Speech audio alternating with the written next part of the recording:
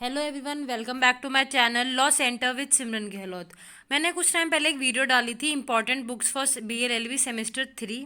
तो मैं आज उसी के लिए वैसी ही एक और वीडियो लेके आई हूँ सेमेस्टर 1 के स्टूडेंट्स के लिए। तो आइए स्टार्ट करते हैं। देखिए, BLLB के हर सेमेस्टर में 5 सब्जेक्ट्स होंगे। तो आज हम बात करते हैं सेमेस्टर 1 के बारे में।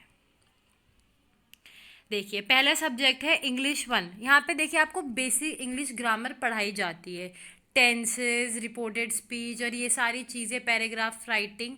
तो ये वाली इसके लिए आप कोई भी एक सिंपल इंग्लिश ग्रामर की जो इंट्रोडक्शन की बुक है आप वो ले सकते हैं। इसमें एक नॉवल होती है और एक मतलब मेनली जो पेपर है वो नॉवल पे ही आता है, बाकी पेपर इजी आता है। आप बस एक बार रिवाइज कर सकते हैं, टेंस वगैरह उतना ही आता है, ज़्यादा टफ पेपर नहीं होता ना, इसकी डिफ़िकल्ट होती है। सेकेंड सेमेस्टर की इंग्लिश डिफ़िकल्ट होती है, फर्स्ट सेमेस्टर की ईजी होती है। उसके बाद आता है सोशोलॉजी 1।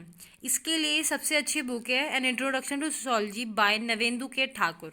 देखिए, इससे अच्छी बुक आपको सोशोलॉजी के लिए नहीं मिलेगी। और सबसे बेस्ट पार्ट होता है कि क्योंकि इंग्लिश के बच्चों को तो मिल जाती है, जो बच्चे हिंदी मीडियम में ये पेपर देते हैं उनको बुक्स में थोड़ी दिक्कत आती है, क्योंकि हर एक राइटर की बुक हिंदी में नहीं मिल पाती है। लेकिन नवेंदु के ठाकुर की ये जो बुक है इसकी same as it is copy Hindi में भी बनी हुई है। अब जब लाइब्रेरी में आप इसकी बुक इंग्लिश में देखेंगे तो वहीं पे आपको हिंदी की बुक भी मिल जाएगी।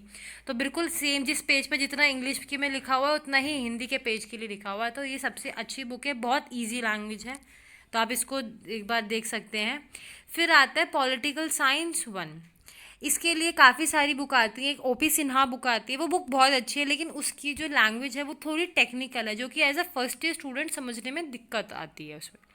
तो प्रीतम विजयन की बुक है political theory, basic marks theory और यही सब आते हैं। इसमें हमें बस इतना बताया जाता है कि पॉलिटिकल साइंस क्या है, डिफरेंट डिफरेंट स्कॉलर्स की हमें डेफिनेशंस होती हैं, ये सब कुछ होता है, इसमें थेरीज हैं। तो प्रीतम विजयन की बुक काफ़ी अच्छी है इसके लिए। उसके बाद आती है इकोनॉमिक्स। देखिए, जो बच्चे कॉमर्स बैकग्राउंड से आते हैं ये सब्जेक्ट उनके लिए इजी होता है, लेकिन जो बच्चे साइंस या आर्ट्स बैकग्राउंड से आते हैं उनके लिए थोड़ा हार्ड पड़ता है। लेकिन सबसे अच्छी बात क्या है, CCS यूनिवर्सिटी जब इकोनॉमिक 1 देता है, इसमें क्या होता है कि ये ना डिफ़िकल्ट टॉपिक्स नहीं आते, बहुत बेसिक चीज़ों से स्टार्ट होती है। Demand, supply, what is economics, economics का स्कोप क्या है, इज इट अ साइंस और नॉट। बहुत बेसिक तरीके से ये इकोनॉमिक्स पढ़ाते हैं। मतलब जो टॉपिक्स है वो बहुत ईजी है, तो आप स्कूल कॉलेज में पढ़ेंगे मतलब तो भी आपको समझ में आ जाएगी। वरना आप जस्ट फॉर अ रेफरेंस आप 11th की जो टेक्स्ट बुक है इकोनॉमिक्स की आप उसको रेफ़र कर सकते हैं। अदरवाइज टॉपिक्स बहुत ईजी है, सिंपल से होते हैं, टफ नहीं होती है फर्स्ट ईयर की इकोनॉमिक्स। और सेकेंड सेम की फर्स्ट सेम से भी ज़्यादा ईजी होती है। सो इस इकोनॉमिक्स का सब्जेक्ट देखिए, डरने की ज़रूरत नहीं है कि भाई हमने पढ़ी नहीं है दिक्कत आएगी। सब्जेक्ट ईजी है, मतलब सब्जेक्ट तो ऑब्वियसली मतलब हार्ड है ही, लेकिन जो टॉपिक्स दिए हुए हैं फर्स्ट सेमेस्टर में वो काफ़ी ईजी है। उसके बाद आती है इंडियन हिस्ट्री। मेनली ये इंडियन हिस्ट्री डील करती है एशियंट हिस्ट्री के साथ। तो जो भी हमारे वैदिक पीरियड था, उसके बाद जो पीरियड आया उन सब के बारे में करती है ये। उसके बाद कुछ मुगल्स हैं, ये सब है। तो इसके लिए आप कोई भी एक इंडियन हिस्ट्री की बुक उठा सकते हैं। ये वाली बुक काफ़ी अच्छी है, Indian history by professor doctor Farhad Khan. बाकी इस कितने मुगल्स हैं, शिवाजी, इन सब के बारे में आता है, या फिर वैदिक पीरियड के बारे में, जैसे कि रहने का क्या तरीका था, आर्ट कल्चर, आर्मीज किस टाइप की थी, स्टैंडिंग आर्मी थी या नहीं थी, मुगल एम्पायर के बारे में काफ़ी सारे राजा हैं जिनके बारे में आया था, मुगल एम्पायर के बारे में। फर्स्ट ईयर इजी है, लेकिन आपको पेपर में लिखना आना चाहिए, अदरवाइज सबसे ज़्यादा बैकलॉग्स आती है इसमें।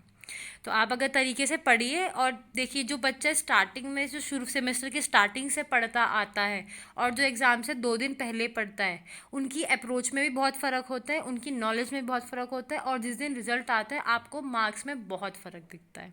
देखिए, जो एंड टाइम पे किताब उठाएगा वो ये सोचेगा कि बस कैसे भी करके मैं आज पास हो जाऊँ, लेकिन जो पहले दिन से पढ़ रहा है उसको पता है मैं पास तो होऊंगा, बट उसका क्या एम है कि मुझे मार्क्स स्कोर करने। देखिए, कहते हैं मार्क्स मतलब कि नॉलेज ज़्यादा ज़रूरी ये सब है, लेकिन बहुत सारी कॉम्पिटिटिव जगह ऐसी आती हैं कि जिसमें काफ़ी लोग सिर्फ इसलिए रह जाते हैं क्योंकि इनकी इंटरमीडिएट में मार्क्स कम होते हैं।